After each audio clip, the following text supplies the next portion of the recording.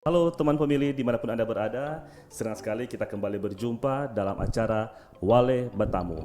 Assalamualaikum warahmatullahi wabarakatuh, Shalom, Om Swastiastu, Namo Buddhaya, salam kebajikan dan tentunya salam sehat.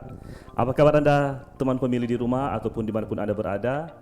Semoga Anda semua dalam keadaan sehat, apalagi teman-teman pemilih yang saat ini sedang menjalankan ibadah puasa. Semoga selalu sehat dan tetap semangat, jangan ada yang bolong ya. Dan kali ini di Wale Bertamu kita suatu kehormatan, kita kedatangan tamu dari KPU RI, dari Sekretariat Jenderal KPU RI. Beliau adalah Kepala Pusat Pelatihan dan Pengembangan. Ya, tadi ada suara sedikit. Nanti kita akan bercakap-cakap dengan beliau. Beliau adalah Kepala Pusat Penelitian, Pengembangan dan Pendidikan, Pusat Litbang. Ini saya belepotan menyebut bidang Bapak ini. Nanti sebentar Bapak akan menjelaskan apa yang menjadi tugas dari Puslat Litbang KPU RI ini. Dan kita langsung saja berkenalan dengan beliau. Beliau adalah Bapak Lucky Firmandi Majanto. Ya, selamat siang Bapak Lucky. Ya, selamat siang. Ya, terima kasih Pak sudah datang ini. Kebetulan mungkin ada tugas ya di Manado Pak. Iya, Iya. kebetulan ada tugas. Kami kemarin mengunjungi Universitas Samratulangi di program S2 Tata Kelola Pemilu. Ya, jadi kebetulan Bapak ada tugas dan kami hadirkan Bapak Lucky di studio teman pemilih untuk berbicara tentang peningkatan kompetensi dari pegawai, khususnya pegawai KPU ya. Iya. Ya, jadi di sini kita akan bercerita, kita akan berbincang-bincang, menggali tentang bagaimana peningkatan kompetensi. Nah, baiklah Pak Lucky, bisa Pak Lucky sampaikan apa yang menjadi tugas atau yang dikerjakan oleh Puslat Litbang KPU ini? Ya, baik, terima kasih. Saya Lucky Firnandi Majanto, Kepala Pusat Pelatihan, Penelitian dan Pengembangan. Ya, adalah salah satu unsur dari Sekretariat Jenderal KPU yang salah satu tugasnya adalah melaksanakan pelatihan kepegawaian dan kepemiluan. Jadi ini dua hal yang penting bagi kita. Selanjutnya adalah melaksanakan penelitian dan pengembangan. Ya, dua tugas pokok kami itu yang diemban oleh saya selaku Kepala Pusat Pelatihan, Penelitian dan Pengembangan dalam melaksanakan tugas sehari-hari untuk membantu Sekretariat Jenderal KPU RI. Iya. Kalau istilah umumnya mungkin ini ya Badan Diklat ya. Iya. Badan Diklatnya KPU. Iya. Jadi teman pemilih tahu bahwa bukan hanya di instansi pemerintah, daerah atau provinsi, di KPU juga ada Badan Diklat istilahnya yang secara umum kita mengenal Badan Diklat. Nah, di sini mengurus tentang pendidikan, pelatihan dengan tujuan untuk apa Pak? Tujuan dilaksanakannya penelitian pengembangan. Pasti tujuannya adalah tidak lain untuk peningkatan kompetensi pegawai kita, ya. Kalau kita bicara untuk peningkatan kompetensi pegawai berarti adalah bagaimana kita memberikan kemampuan bagi seseorang dalam melaksanakan pekerjaan didasarkan kepada tiga aspek. Aspek pertama terkait dengan pengetahuan, aspek yang kedua terkait dengan keterampilan, dan aspek yang ketiga terkait dengan sifat kerja. Jadi kompetensi itu sebetulnya dalam kaitannya kemampuan seorang untuk melaksanakan pekerjaan berdasarkan tiga aspek tadi. Saya pikir itu yang bagian dari penting dari bagaimana peningkatan kompetensi itu menjadi hal yang utama bagi kita, terutama bagi para PNS yang bekerja di KPU. Saya pikir itu. Jadi peningkatan kompetensi ini hanya untuk pegawai atau semua dengan komisioner juga? Iya, seperti tadi saya jelaskan bahwa tugas melaksanakan pelatihan itu bukan hanya untuk pelatihan kepegawaian, tetapi juga untuk pelatihan kepemiluan. Jadi untuk pelatihan kepemilian ini pastinya yang upaya untuk peningkatan kemampuan kompetensi itu juga tidak hanya pegawai tapi juga termasuk komisioner KPU baik di tingkat provinsi maupun kabupaten kota. Karena tentu kita mengetahui perubahan-perubahan yang sangat dinamis termasuk dengan peraturan dan kebijakan yang selalu berubah, dan tentu itu harus juga disampaikan kepada para komisioner KPU di tingkat provinsi maupun kabupaten kota. Oh iya, oke. Pak Luki mungkin bisa gambarkan pelatihan-pelatihan apa, pendidikan-pendidikan apa yang sedang dilaksanakan oleh KPU saat ini? Ya, terima kasih. Banyak sekali ya program pendidikan dan pelatihan yang sudah kita laksanakan ya. Saya ingin mencoba untuk dua aspek dulu ya. Aspek yang pertama untuk pelatihan yang pendidikan dan pelatihan untuk berjangka panjang ya. Kemudian yang kedua yang jangka pendek. Untuk yang menengah dan panjang ini kami sebut melalui pendidikan, yaitu pendidikan pemberian beasiswa S2 Tata Kelola Pemilu. Pendidikan S2 Tata Kelola Pemilu memang dikhususkan bagi para pegawai KPU baik di tingkat pusat, provinsi maupun kota yang mereka dengan berbagai persyaratan dan memenuhi kriteria persyaratan tersebut, kemudian mereka bisa masuk ke perguruan tinggi. Lah itu kita beri beasiswa untuk mereka. Itu satu yang jangka menengah dan panjang. Kemudian yang kedua untuk yang jangka pendek ya, tentu kegiatan-kegiatan pelatihan yang selama ini sudah kita lakukan. Di antaranya pelatihan untuk pengelola keuangan. Ya, pelatihan pengelola keuangan itu penting bagi kita karena seluruh aspek terkait dengan pelaksanaan anggaran itu harus dikelola dengan baik, kemudian dilaksanakan dengan baik.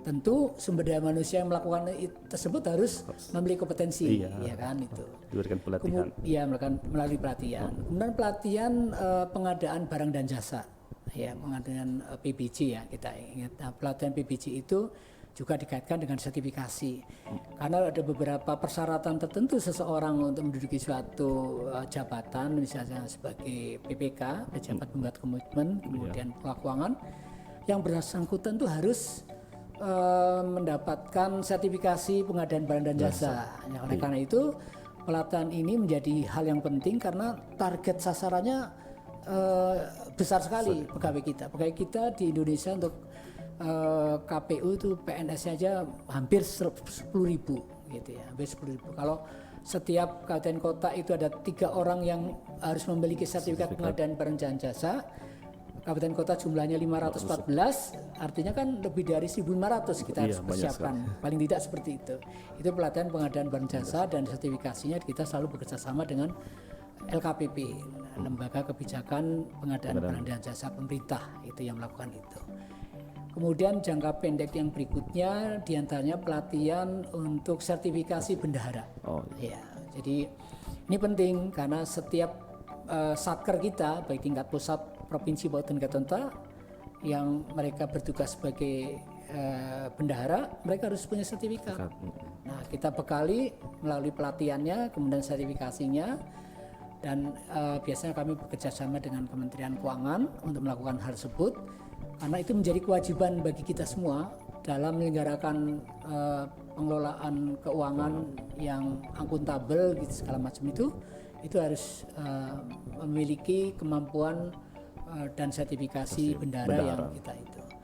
Kemudian pelatihan-pelatihan lain yang tentu berdasarkan kebutuhan di masing-masing unit kerja kita baik di tingkat pusat, provinsi, kabupaten, kota. Di antaranya yang sudah kita lakukan kemarin terakhir di tahun 2021 kita melaksanakan pelatihan pengamanan untuk persiapan pemilu 2024 ya. Jadi kami ada namanya kita sebut pelatihan dasar satuan pengamanan.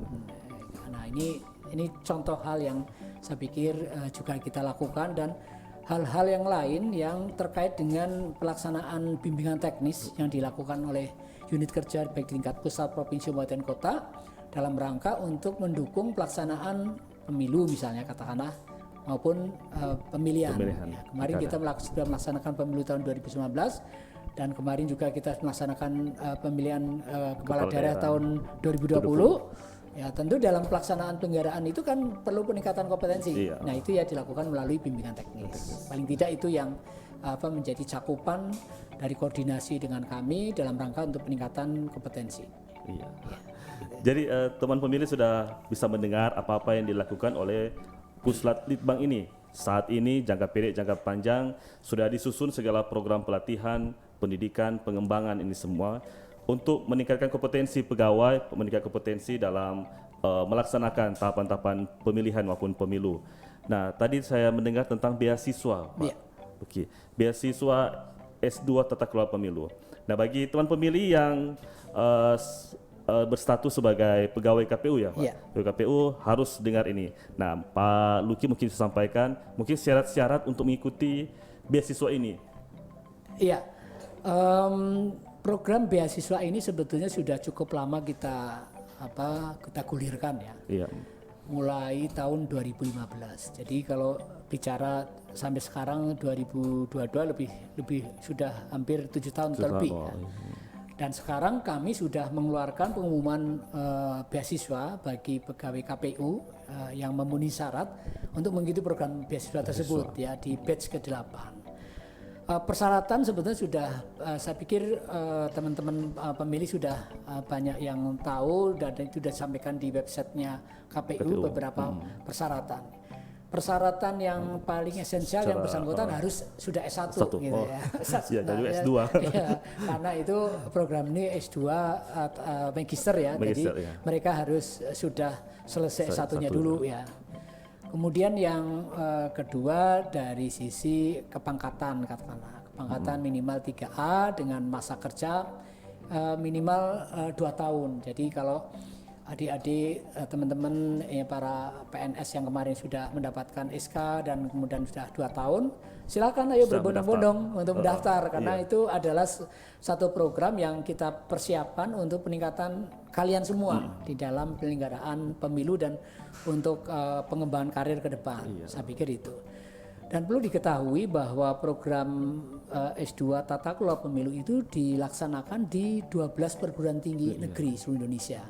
Jadi kami sebutkan ya kalau di daerah di Pulau Sumatera itu ada 3 perguruan tinggi yang terlibat di dalam program S2 TKP yaitu Universitas Sumatera Utara, kemudian Universitas Andalas, kemudian Universitas Lampung. Itu yang di Pulau Sumatera.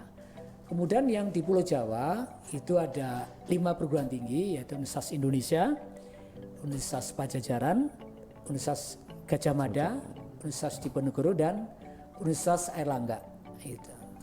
Kemudian di wilayah Pulau Sulawesi ada 2, Universitas Samratulangi dan Universitas Hasanuddin. Kemudian di wilayah timur ya, saudara-saudara kita yang ada di wilayah timur di Provinsi Nusa Tenggara Timur itu ada Universitas Nusa Cendana dan saudara-saudara kita yang berada di wilayah Papua ada Universitas Cendrawasih. Saya pikir 12 perguruan tinggi yang sudah kita lakukan kerjasama sejak tahun 2015 itu siap untuk melaksanakan ya program beasiswa yang alokasi anggarannya sudah tersedia di KPU. Tinggal teman-teman pemilih dan teman-teman semua yang bekerja di KPU itu ayo itu adalah kesempatan terbuka bagi saudara untuk mengikuti itu gitu. Karena itu pastinya untuk peningkatan kapasitas saudara, pengetahuan saudara, kemudian dibeli gelar lagi, ya gelar S2, magister, kemudian tentu itu menjadi salah satu modal dasar untuk pengembangan karir yang bersangkutan. Saya pikir itu. Ya.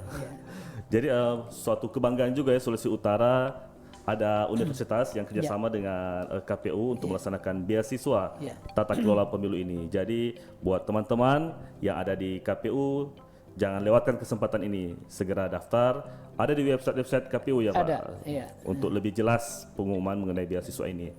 Nah ini beasiswa ini, tata kelola pemilu ini, kalau pembelajarannya Pak, yang program studi ini kan secara umum Pak, beasiswanya hanya untuk KPU. Nah kita mau bicara tentang tata kelola pemilu ini. Ini suatu bidang ilmu yang mungkin masih jarang kita dengar ya.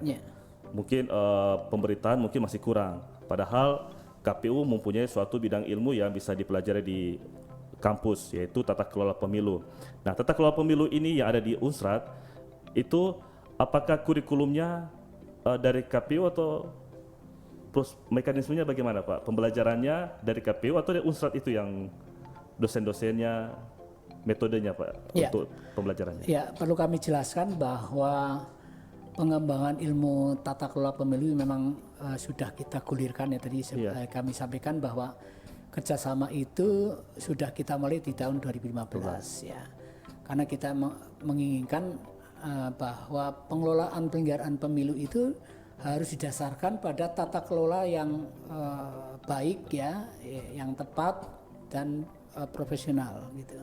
Nah, oleh karena itu kebutuhan terkait dengan materinya tentu kita bicarakan secara bersama ya. Jadi kita memiliki kebutuhan tertentu terhadap tata kelola pemilu, kemudian dari pihak perguruan tinggi atau universitas yang mengikuti program itu juga memiliki aset yang luar biasa terhadap keilmuan tentang pengelolaan kepemiluan dan demokrasi ya.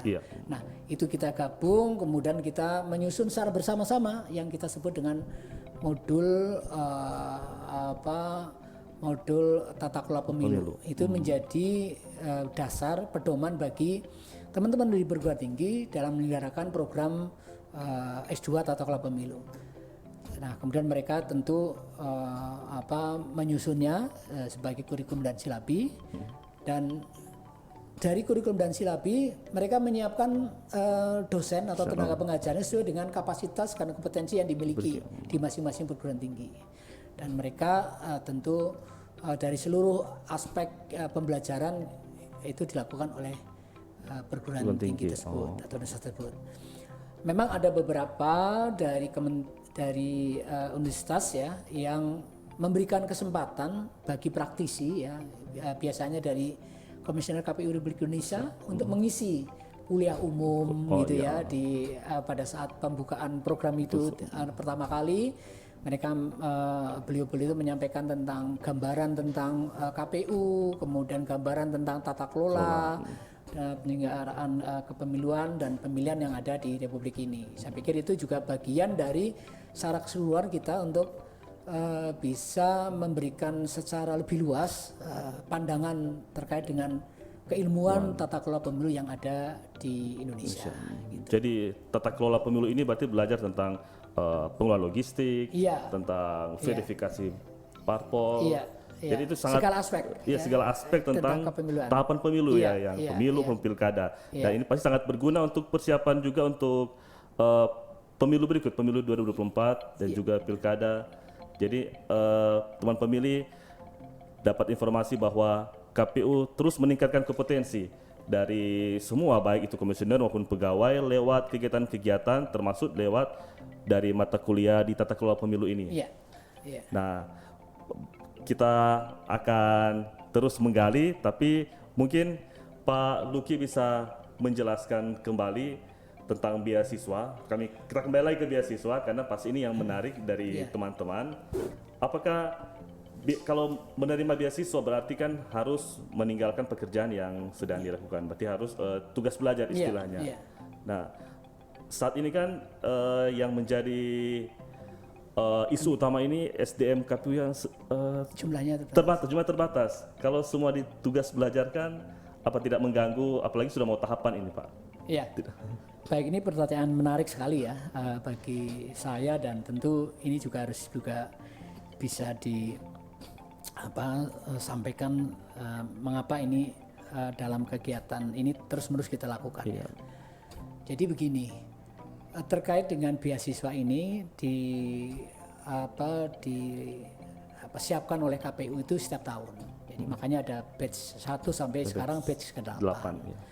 Artinya setiap tahun itu seluruh pegawai itu diberi kesempatan untuk mengikuti program tersebut, gitu ya. Ya, tentu saja meskipun tadi ada satu kondisi di mana pegawai kita jumlahnya terbatas, sementara program ini juga penting bagi yang bersangkutan. Tentu kita harus bisa menyikapi dengan bijak terkait dengan hal ini. Ya. Pertama harus kita lihat memang kondisi jumlah pegawai yang terbatas ini harus nantinya baik sekarang maupun ke depan harus dibentuk satu sistem pekerjaan yang dibangun sehingga pada mana seseorang itu yang bekerja di KPU Kabupaten Kota itu mereka itu mendapatkan tugas belajar, dan yang bersangkutan harus meninggalkan tugasnya sebagai PNS di unit kerjanya, mereka itu harus bisa mengambil pekerjaan itu oleh yang lain yang tentu tidak mengikuti program S2 tadi. Jadi artinya sistem itu dibangun agar siapapun orang yang keluar untuk tugas belajar, ya bukan hanya di S2 TKP, bisa saja mungkin di luar negeri, sistem itu berjalan. Ya, jadi harus tidak dihalang-halangi dan iya, tetap harus jadi diberikan kesempatan. karena itu kesempatan ya, karena kesempatan itu biasanya tidak datang dua kali gitu ya. Jadi kesempatan itu ada. Kemudian dengan cara demikian tentu teman-teman para pimpinan di masing-masing unit kerja baik di tingkat Kasubag, Kabag atau mungkin sekretaris KPU kabupaten kota atau provinsi sudah menyiapkan sistem itu agar nantinya seseorang itu tidak bergantung pada orang itu di dalam melaksanakan pekerjaan, tapi sistem itulah yang sebetulnya bisa menghandle pekerjaan-pekerjaan yang ditinggalkan oleh seseorang untuk mengikuti beasiswa tersebut. Nah, memang ini menjadi sesuatu yang tantangan bagi teman-teman di masing-masing unit kerja karena kalau mereka belum menyiapkan tentu yang bersangkutan karena mereka yang bersangkutan biasanya memiliki kemampuan dan kompetensi yang bagus ya. Kemudian dia harus meninggalkan mesti dia pegangin jangan ya. Kemudian rekomendasi dari masing-masing unit kerja tidak diberikan ya karena mereka kalau dia sekolah siapa yang mengerjakan pekerjaan ini gitu kan diandalkan iya mereka sebagai andalan. Nah itu tantangan bagi yang masing-masing pimpinan unit kerja kalau sudah menyiapkan nanti kira-kira siapa yang nanti bertugas untuk melakukan itu. Saya yakin kesempatan ada bisa terisi, pekerjaan yang ditinggalkan juga ada yang mengisi gitu. Jadi ini keseimbangan ini yang penting. Kalau tidak demikian, yang bersangkutan sebetulnya sudah memenuhi syarat, akhirnya tidak mengikuti program tersebut. Ya nggak tahu nanti tahun depan seperti apa. Sementara hal-hal yang lain itu tidak terpenuhi oleh yang sekarang ini. Seperti itu. Jadi saya pikir kombinasi antara hal itu menjadi hal yang penting bagi kita, meskipun tantangannya bagi teman-teman Bapak sekalian yang sebagai pimpinan unit kerja di level paling bawah juga akan merasakan hal seperti itu. Iya. Oke Pak, mungkin Bapak bisa sampaikan closing statement atau mungkin ajakan untuk bagaimana tentang peningkatan kompetensi ini. Iya, terima kasih. Mungkin ini sebagai closing statement dan tentu saya mengajak kepada seluruh pegawai di lingkungan KPU baik di tingkat provinsi maupun kabupaten kota, terutama di Provinsi Sulawesi Utara ya, untuk memberikan atau mendedikasikan mengikuti program yang sudah dibuka oleh KPRI, yaitu program beasiswa S2 Tata Kelola Pemilu. Jadi jangan ragu ya terkait dengan hal-hal yang tadi kita sampaikan. Pastikan bahwa saudara bisa menyelesaikan dengan tepat waktu. Kemudian Anda bisa mendapatkan ilmu pengetahuan yang luar biasa. Anda juga nantinya lulus tepat waktu, Anda mendapatkan gelar S2 Magister ya di bidang ilmu keilmuan kepemiluan, dan tentu ini untuk menjamin karir saudara ya di masa-masa saat yang akan datang. Tentu dengan background Anda sebagai magister itu menjadi value added atau nilai tambah bagi pimpinan di dalam memberikan kesempatan bagi Anda untuk berkarir lebih baik lagi ke depannya. Karena saya yakin dengan modal yang kita berikan, yaitu melalui pendidikan S2 Tata Kelola Pemilu, itu menjadi bekal yang baik bagi saudara, adik-adik semua untuk mengikuti ini dengan sebaik-baiknya. Saya pikir ini satu peluang dan tantangan yang bisa diraih untuk Anda semuanya. Jangan ragu-ragu, silakan untuk mendaftar, dan pengumuman sudah kita sampaikan di website KPU. Kemudian bila ada hal-hal yang memerlukan penjelasan lebih jauh, bisa menghubungi kepada Pusat Pelatihan, Penelitian dan Pengembangan atau pada Sekretariat KPU Provinsi, terutama di sini Sulawesi Utara. Saya pikir itu Demikian, terima kasih. Oke Pak Luki, terima kasih Pak sudah menyempatkan waktu untuk kita berbincang-bincang mengenai peningkatan kompetensi ini. Ya, baiklah teman pemilih, demikian bincang-bincang kita dengan Bapak Luki Firmandi Majanto selaku Kepala Pusat Pelatihan Penelitian dan Pengembangan KPU RI. Dari perbincangan ini banyak hal yang sudah kita dapatkan informasi mengenai bagaimana KPU terus meningkatkan kompetensi pegawai-pegawai ataupun komisioner dengan melaksanakan segala kegiatan pelatihan, pendidikan untuk meningkatkan kompetensi kita terutama dalam persiapan pemilihan 2024, pemilu dan pemilihan 2024. Dan tadi juga sudah ada ajakan dari Pak Luki untuk Anda PNS KPU jangan lewatkan kesempatan ini untuk mengambil beasiswa S2 Tata Kelola Pemilu. Anda bisa dapatkan informasi di website KPU dan Anda bisa daftarkan sekarang karena sudah buka pendaftaran ya Pak. Sudah. Oh ya, oke. Baiklah, akhir kata kami ucapkan terima kasih atas kehadiran Pak Luki, terima kasih atas perhatian kehadiran dari teman pemilih dimanapun Anda berada. Kita jumpa lagi di lain kesempatan dengan tamu yang berbeda, dengan topik yang berbeda. Jangan lupa untuk tetap mengupdate informasi Anda tentang pemilu, tentang demokrasi, tentang KPU di akun-akun media sosial dari KPU Provinsi Sulawesi Utara. Sampai jumpa dan salam sehat. Salam sehat.